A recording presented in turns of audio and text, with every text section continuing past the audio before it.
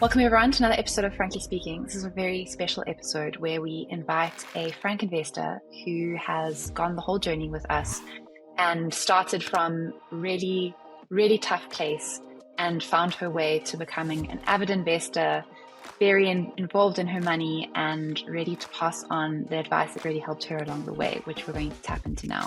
Chantel learned the hard way how important it was to have an emergency fund and start investing in your future. When she found herself in debt, she was approaching a COVID-induced paycheck cut and she still had mouths to feed. And yeah, this is her inspiring story of picking herself up, taking her financial education into her own hands and growing her wealth. And I hope you're as inspired by it as I am. So if this is the kind of story that really inspires you on your investing journey, make sure that you subscribe for more Frankly Speaking episodes. Chantel, thank you so much for joining us today. I'm really excited to share your story with other audience. Chantel, do you want to tell me first about your relationship with money growing up? Well, we didn't really have much of a relationship. So there's not even any relationship to speak about because growing up, I think money is such a taboo topic, especially between parent and child. So there wasn't really much of a relationship that I could even go back and relate to. But what I could say is I've always been a stingy person. I think by nature, I've always been a stingy person. I've always been a saver as a child when I go back and think about it. There was a point where I sold sweets at school, illegally so. But we won't tell. But yeah, I've just always been, as a little child, I've always been a saver, but it wasn't something that was taught upon or literally forced upon me. We never really had a relationship. There's no relationship to speak about when it has to do with money as a child. So Chantal, you went on after school, after your illegal sweet selling shenanigans to become an accountant. Very different. What did it feel like to earn your first paycheck? Do you even remember how you spent it? When I was in varsity, I was actually doing promotional work. So I kind of found ways to make money, even in my varsity days. So I think that's why I have no recollection per se of my first paycheck, because I have been earning little bits of money there and there as I was in varsity doing promotional work and doing my intern back work as well. So I don't really have much of a recollection of what I did, but I remember the first big amount that I got from my promotional work. I bought a washing machine. That I remember. That's so responsible of you. Not shoes, not a bag, washing machine. Yeah, no, washing machine. And why was it important to you to earn money throughout university and always be working? Well, I could say I really grew up quite young, right? Just to put it on perspective, I actually had my child when I was 17. So when I went to varsity, I was unfortunately a child that already had responsibilities. So I just grew up young, and having to grow up young, unfortunately, you really snap out of having to enjoy life and be reckless or anything like that. Everything that you always focus on, your mind automatically just shifts to being responsible and just wanting to and have an extra this and an extra that, so that at least life could just be easier. So yeah. So take us forward a few years. What led you to that first money tipping point in your life where you felt like, okay, this is a shift in how I look at money? I think it's even great that you even ask about my relationship with money as a child, because there was no relationship at all with money as a child.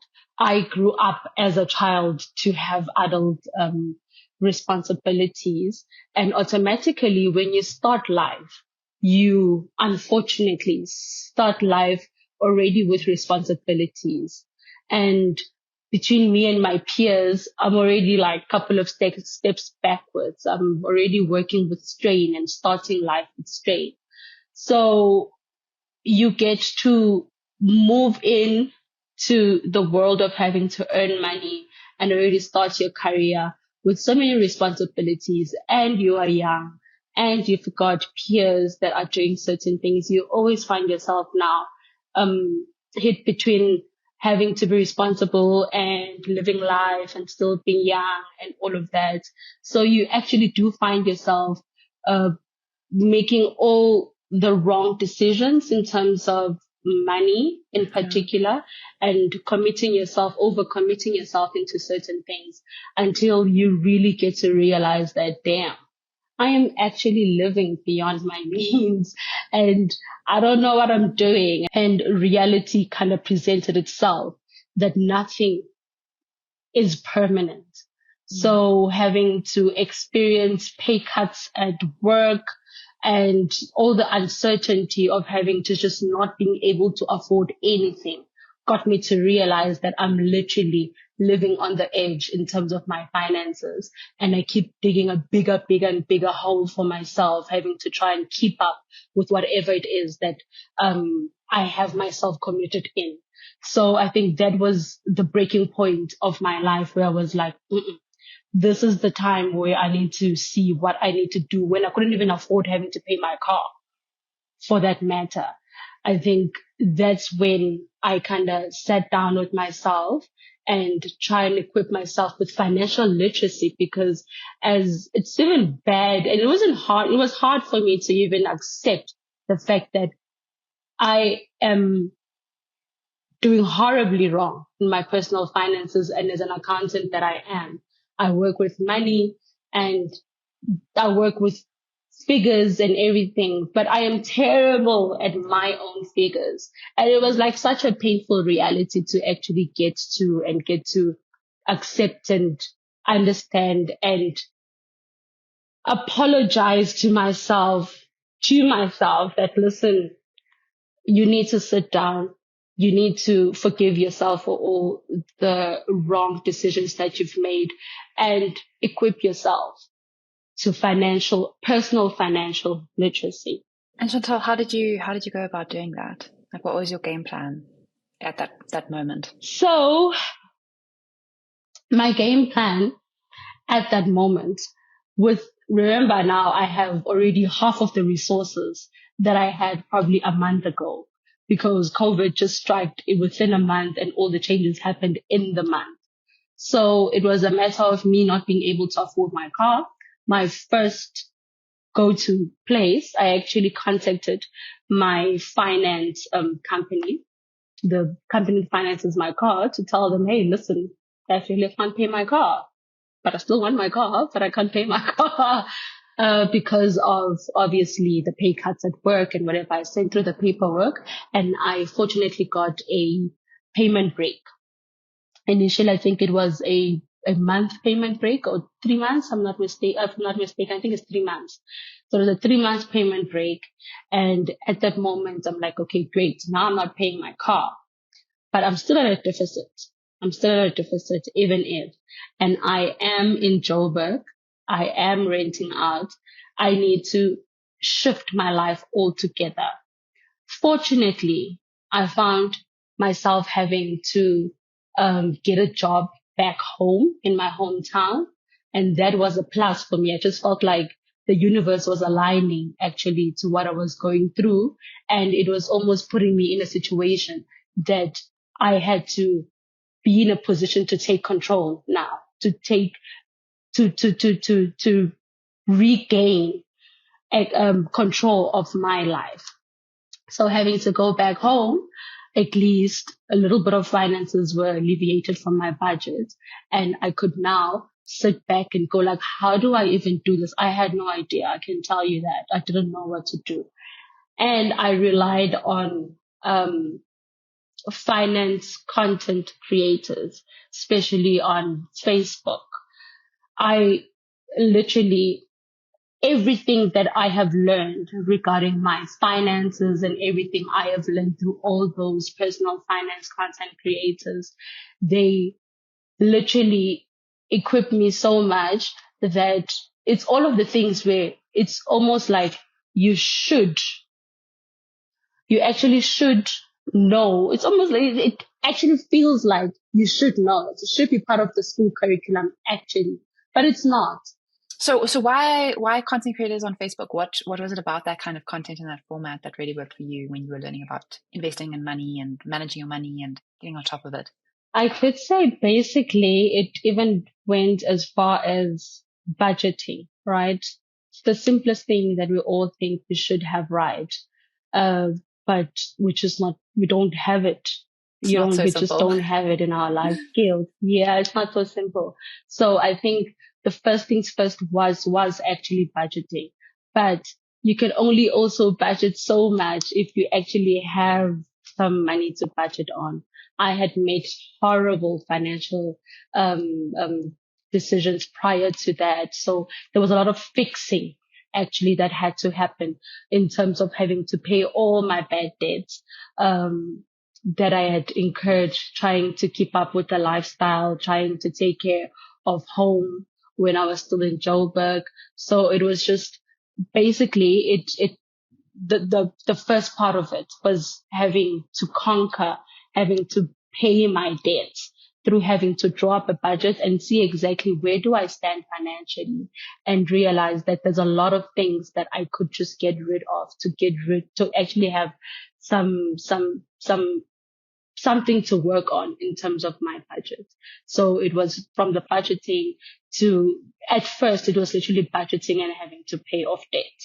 And then once you've paid off your debt, you must have felt amazing and light and like you've shed all this bad stuff.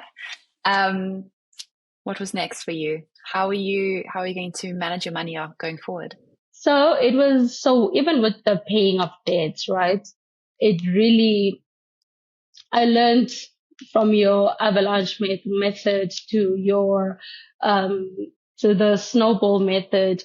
And I think I particularly used the snowball method because I had all these petty debts, things like your clothing accounts, your revolving credit store account, your credit card. And I was in a very horrible overdraft for the longest time of my life.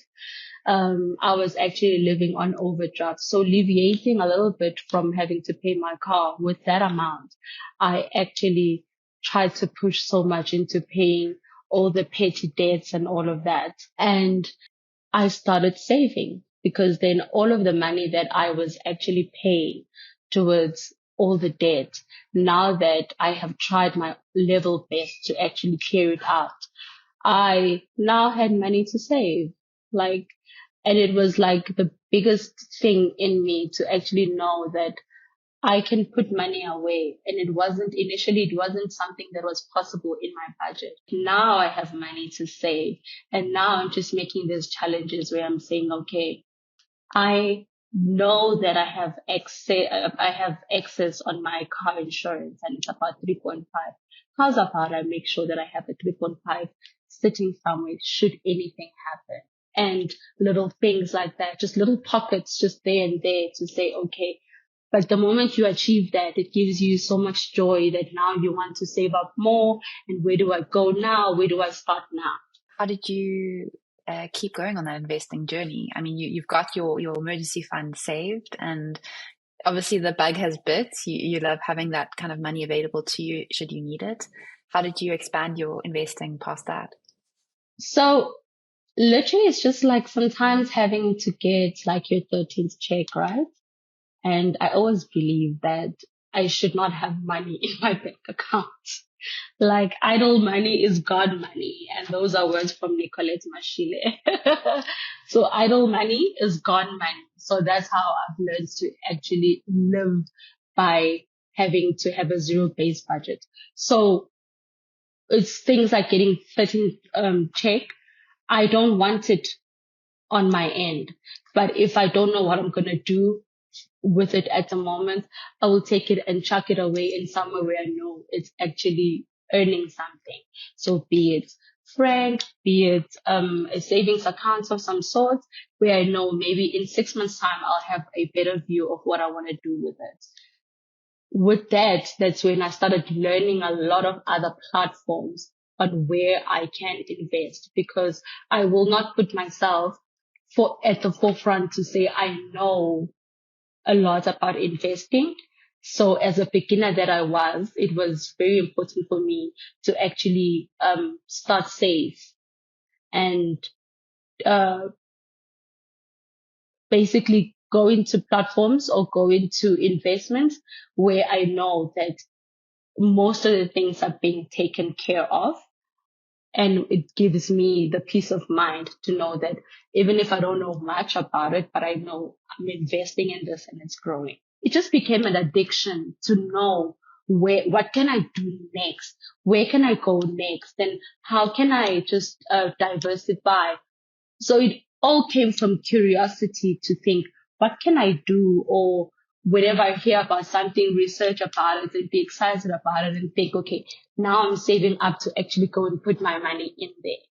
So that's how it kind of just grew.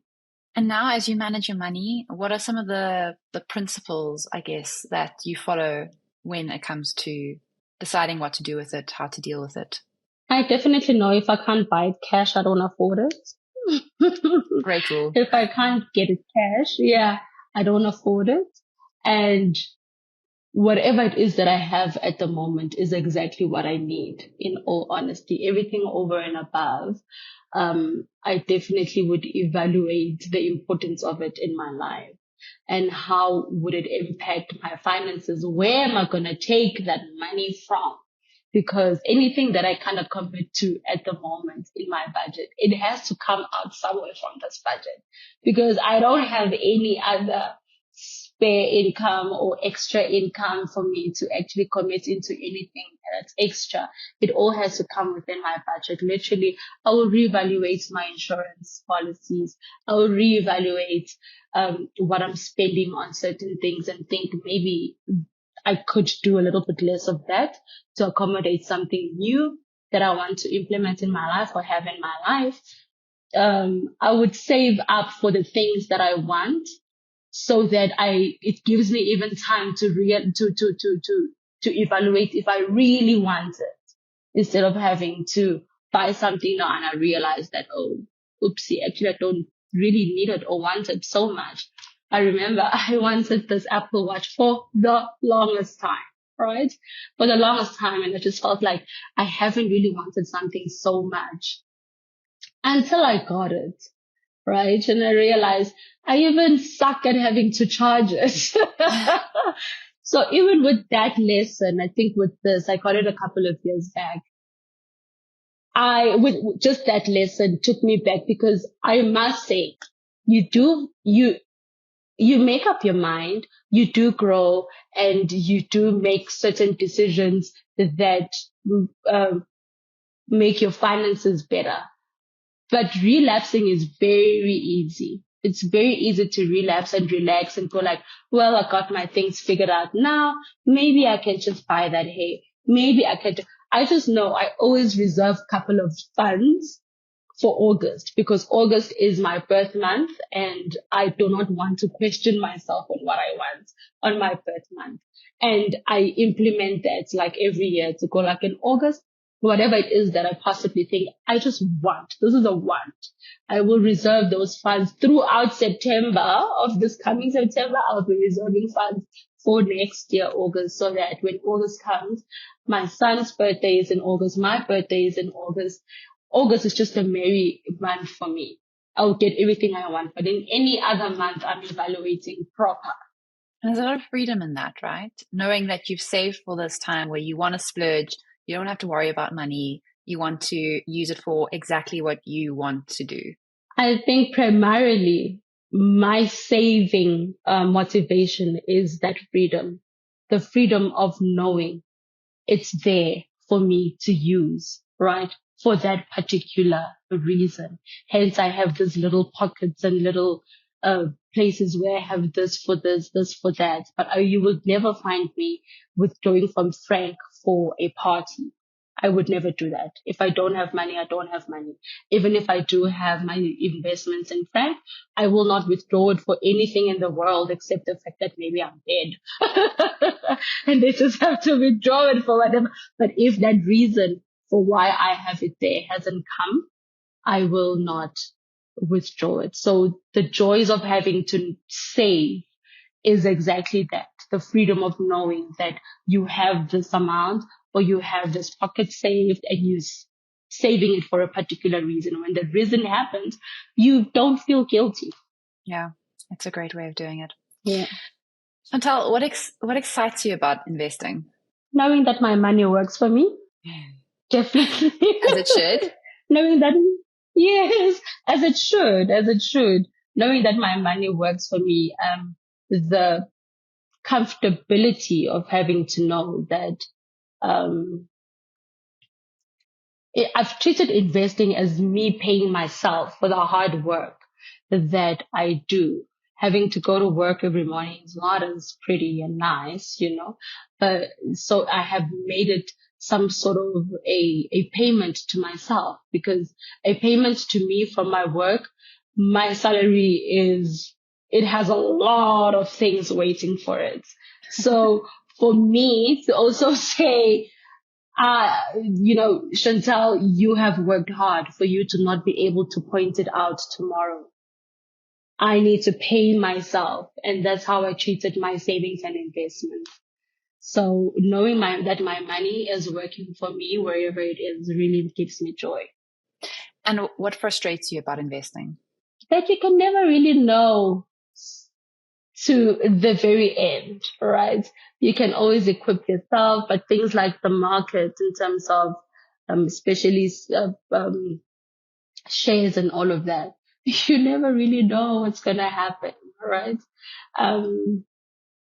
Sometimes you do make, mistakes in all of it. Most of the time you actually do start with making mistakes.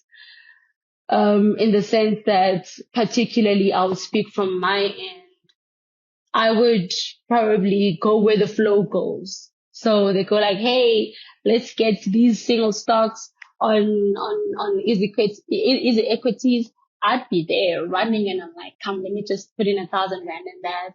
But I haven't even done my research. So sometimes it's just the frustrating part is having to put in the work to learn and having to equip yourself and research and all of that. Sometimes you just go into certain things, and when they don't go right or they don't go your way, that pinches. It hurts.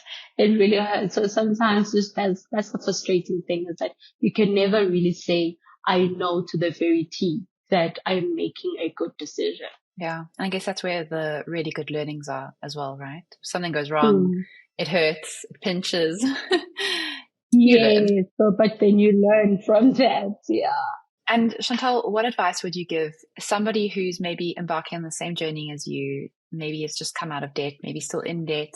What advice would you give to them as they, start their investing journey? Definitely, I would say equip yourself with financial literacy and just start.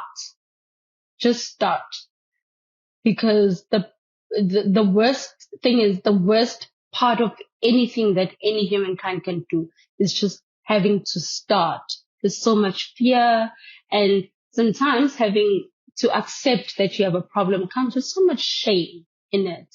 So it's a matter of having to just sit back and accept that you have a problem, and for the fact that you just accept it, forgive yourself and just start somewhere. Just start somewhere. I always force everyone around me. Sometimes I bully them. I even bullied the ladies in the office to start a saving stokvel with me. But everyone around me, I just always feel like, come, let's do this, let's do that, right? I just have one friend that I can't crack, but she always says she doesn't have any money to spare. And I'm like, you start where you are. Even if it's 500 rand a month, in 10 months, it's 5,000. Nobody will come up to you and say, let me give you 5,000. You would have saved it. But if you don't have 5,000, you do have 500 a month, definitely. So just start somewhere. Just start with whatever you have. Just start and you will reap the rewards. So that's just basically the advice that I would give. Forgive yourself for all the wrong financial decisions you've made in your journey, and start from where you are to rectify it. Definitely, it's a possible journey. It's an achievable journey. Some great advice. Chantel, thank you so much for your time. It was such an inspiring story, and I know our audience will be all revved up to go on their own investing journey as a result of it. So thank you so much. No problem. Thank you so much. I really appreciate also having to give me the opportunity to share my story. Such a pleasure. Thank you so much, and bye. Awesome. Bye.